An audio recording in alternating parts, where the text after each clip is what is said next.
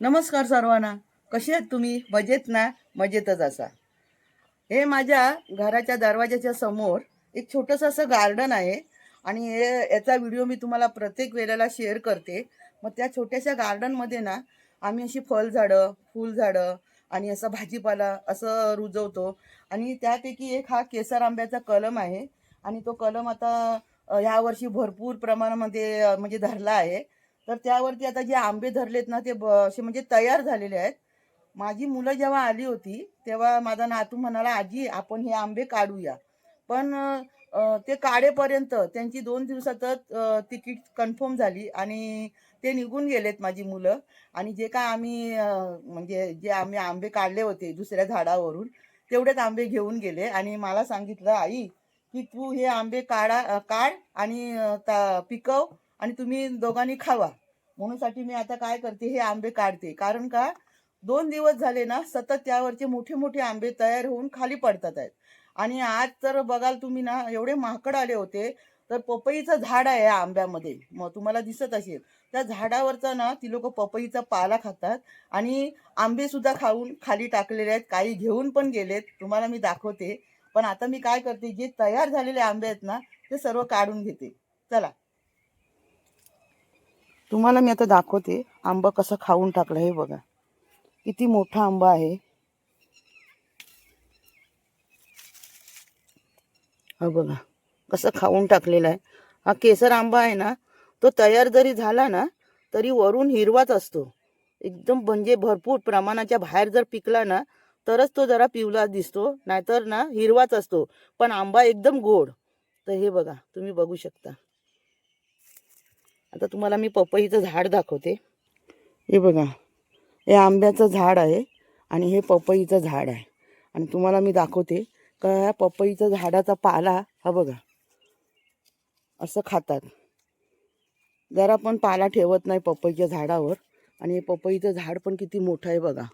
जे तुम्हाला मी अगोदर दाखवायची त्याच्यावरती भरपूर पपया धरलेल्या असायच्या. तो झाड आमचं मेलं. आता हे दुसरं झाड ना आंब्यामध्ये रुजून आलं होतं आणि ते बऱ्यापैकी मोठं झालं आहे. पपई का त्याच्यावरती खास एवढ्या धरत नाहीत, पण पाला खाण्यासाठी हे माकड येतात आणि खूप परेशान करतात हो. चला आता आपण आंबे काढूया. आणि हा आंबा बघा काय मस्त तयार झालेला आहे. हे जे आंब्याचं झाड आहे ना, हे आहे ना जास्त मोठं नाही आहे. आता जर हे आंबे काढलात ना तुम्ही तर हे काढू शकता. पण हे जे पुढे दिसतात ना हे आंबे काढू शकत नाही. कारण का या झाडाच्या मधून जाण्यासारखं नाही आहे बघा. म्हणूनसाठी सर्व आंबे काढण्यासाठी झाडाच्या चारी बाजूला जाऊन ते आंबे काढावे लागणार आहेत. तुम्ही म्हणाल एकाच बाजूला उभं राहून आंबे काढणार, तसं होणारच नाही. एकदम जमिनीपर्यंत आलेत बघा.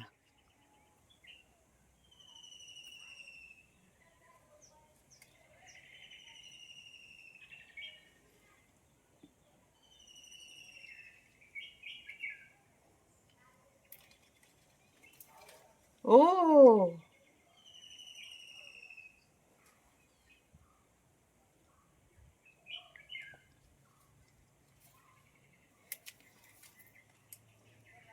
आंबा तोडताना कधी सुद्धा म्हणजे तुम्हाला ठाऊक असेल, पण तरी पण मी माझं सांगायचा प्रयत्न करते. आंबा तोडताना आपल्या तोंडाकडे असं करून देठ नाही तोडताना, तर असं पिचकारी येते आणि डोळ्यात जाते. आंबा कधी पण तोडताना असं त्या साईडला तोंड करून त्याचा देठ तोडायचा.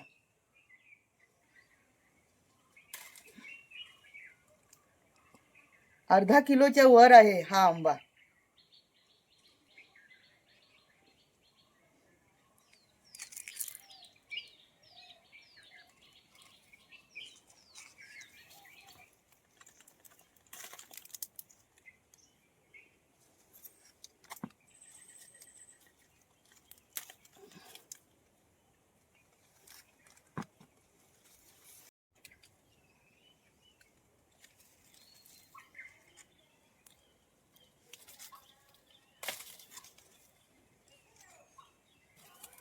आंबा तोडताना मी देठ पण समोरच्या बाजूला आंबा धरून देठ तोडते.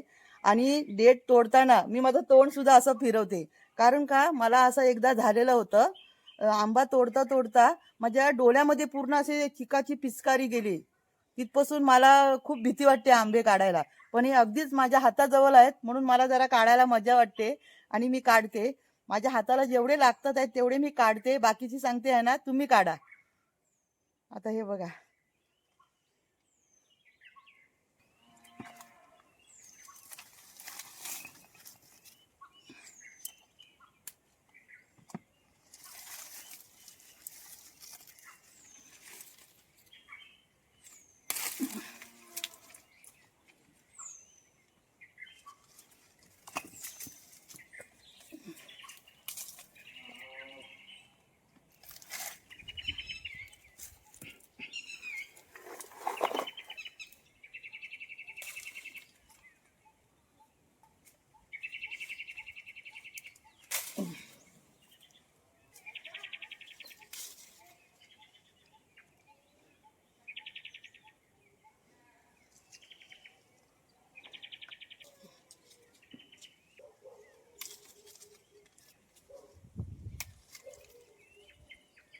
तुम्हाला दिसत असेल बघा, या आंब्याचा रंग बदललाय आणि आंबा पण किती मोठा आहे बघा.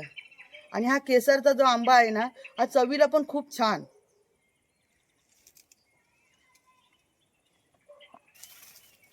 आता तुम्हाला मी दाखवते किती जमिनीवरती आंबे टेकलेत बघा.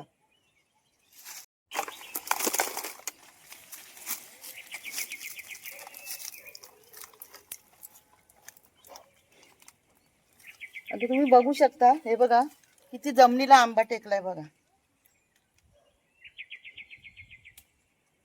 उभं राहण्याची गरजच नाही. जी डोल्यात जाईल त्याचीच भीती वाटते हो मला खरंच.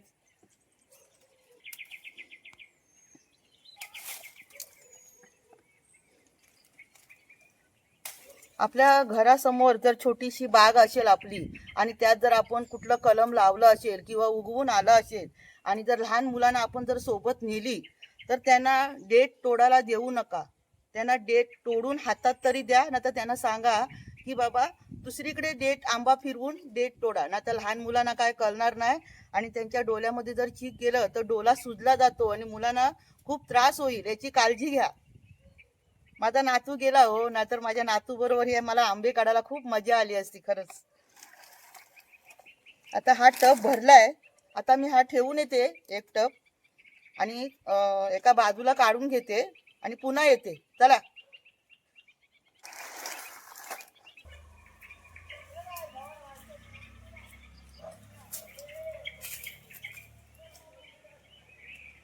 हे बघा,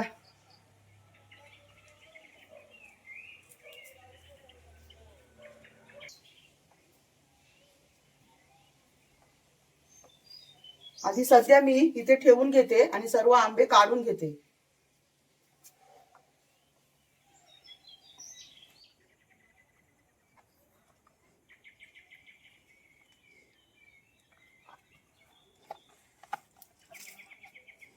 ओ,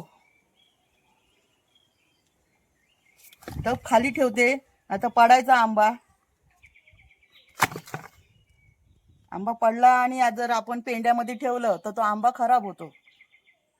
बापरे. आता इथे जे आंबे आहेत ते मला खाली बसूनच काढावे लागतील.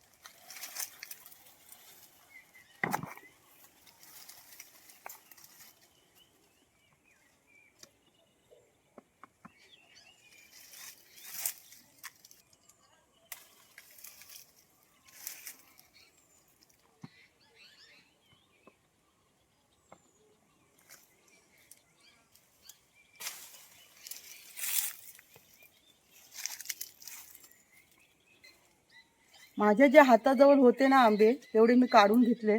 आता वर आहे ते यांना सांगते तुम्ही काढा.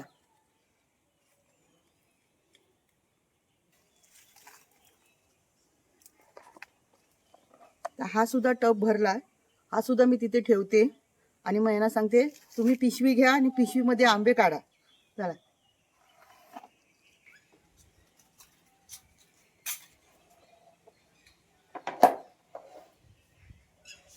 हे बघा, हे 2 टब काढले. आता यांना सांगते तुम्ही पिशवीच घ्या आणि बाकीचे उरलेले आंबे काढा.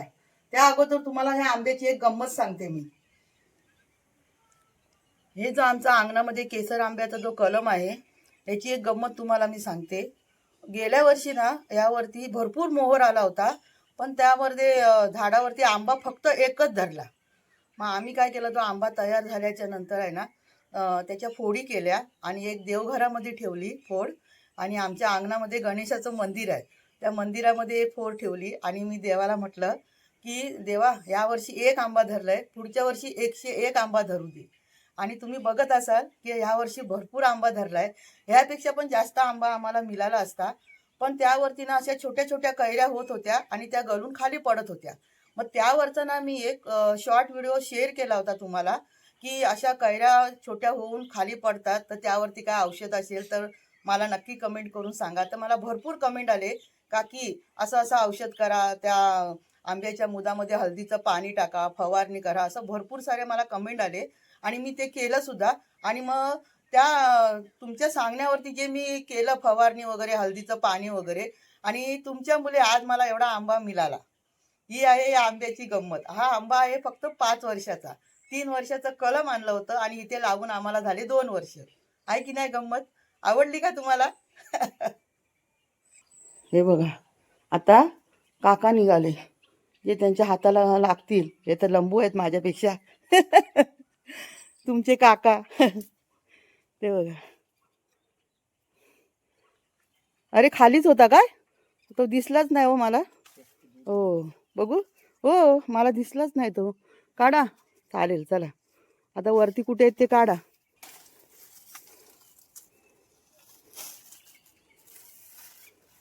ते बघा तुमच्या डोक्यावर सुद्धा आहेत. तुम्हाला सांगू का, ही केंब्र एवढी फिरतात ना डोळ्यासमोर, भीती वाटते हो डोळ्यात वगैरे जातात तर. आणि मग चिटकून बसतात डोळ्यात गेल्याच्या नंतर.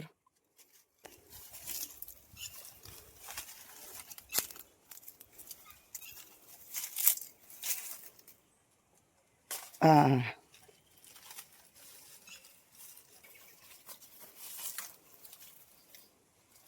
गलनी काढायची गरज नाही, कारण का एकदमच हाताजवळ आहेत, मग गल कशाला घ्यायचा ना.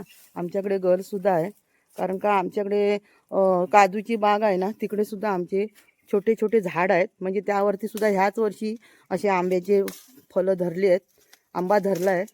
मग त्यावरचे जेवढे मिळतील तेवढे आम्ही काढले आणि मग ती मुलं घेऊन गेलीत माझी. आणि हे सुद्धा काढणार होते, पण जाऊ दे. मला तर असं वाटत होतं की केसर आंब्याचं एक तरी फळ माझ्या नातूला मिळू दे, पण आता काय करणार, ना विलाज आहे. त्यांची तिकीट अचानक कन्फर्म झाली आणि त्यांना जावं लागलं.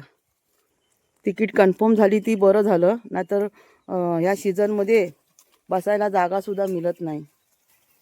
हे आहेत ना झाडावर चढायला एक नंबर, तुम्ही कोणतंही झाड असू दे.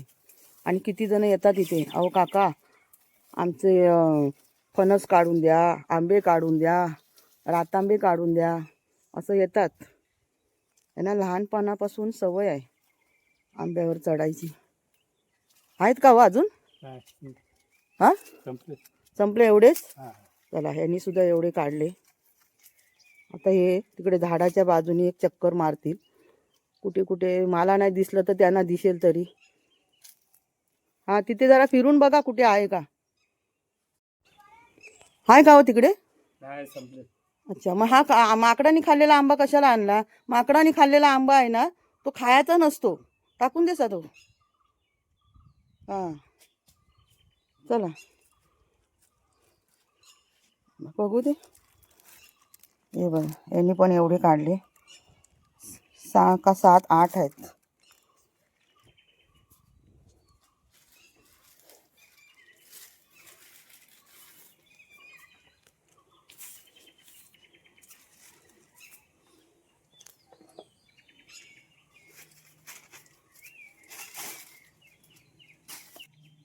आंबे काढून झाले.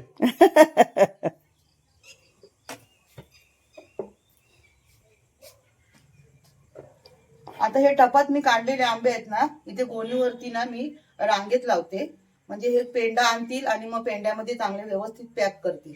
पण आता हे एवढं वजन, खालचे आंबे मग खराब होतील ना, म्हणून मी सर्व रांगेत लावून घेते.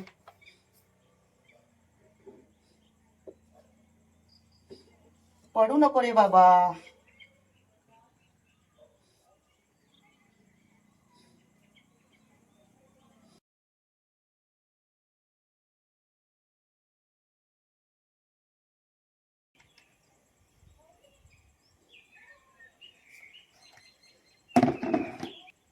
पंच्याण्णव आंबा आहे, 95. आणि जे पडले ते तर वेगळेच, माकडाने खाल्ले ते वेगळे, पण हा 95 आंबा आहे. अंगणातल्या झाडावरचा आंबे काढण्याचा व्हिडिओ तुम्हाला कसा वाटला? आवडला का? हे आहे आपलं सुवर्ण कोकण. व्हिडिओ आवडला तर झटकन माझ्या व्हिडिओला लाईक करा, चॅनलला सबस्क्राईब करा, शेअर करा, कमेंट करा. आता भेटूया अशाच पुढच्या सुंदर कोकणच्या व्हिडिओमध्ये. धन्यवाद.